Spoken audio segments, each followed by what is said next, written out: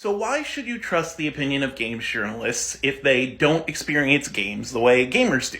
Well, I think this sentiment comes from a misunderstanding of the general purpose of criticism. Because really, no critic experiences things the way that a common consumer does. Food critics don't, go out to restaurants with friends and spend their own money on meals. They go to a restaurant, usually alone with their laptop or some other note-taking device, and order a ton of meals all at once and only eat a portion of them. Movie critics don't, compete to get tickets and then rush to see a movie opening night.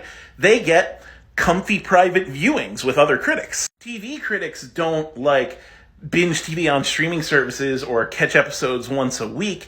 They're given stuff well in advance with special info and instructions about how to watch and dissect the show. So a critic's purpose is not to experience something like a consumer and then tell them if it's good or bad. A critic's purpose is to be an advanced scout. They need to experience something very quickly and in a condensed amount of time in order to get the most amount of information possible from that amount of time to the consumer. And then the consumer can use that information as a way to decide whether they want to then try this product and see for themselves whether it's good or bad. Early criticism would be found in almanacs. You would use it as a research device. And that criticism would dump as much relevant information on you as possible, and then give an opinion based on that information, even though that opinion was nothing like the experience you're going to have. And then, as a responsible consumer, it was your job to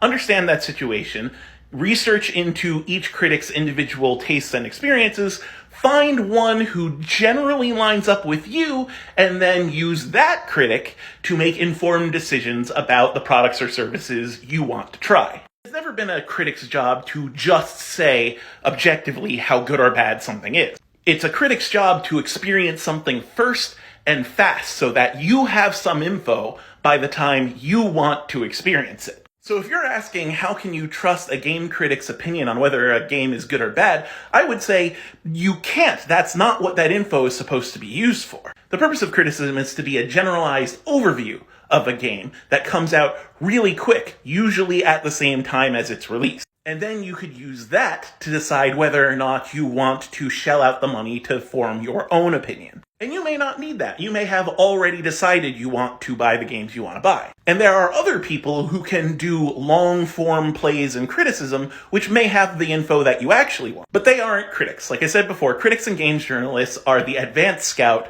for the consumer. They get a quick glance so you can get a deeper one.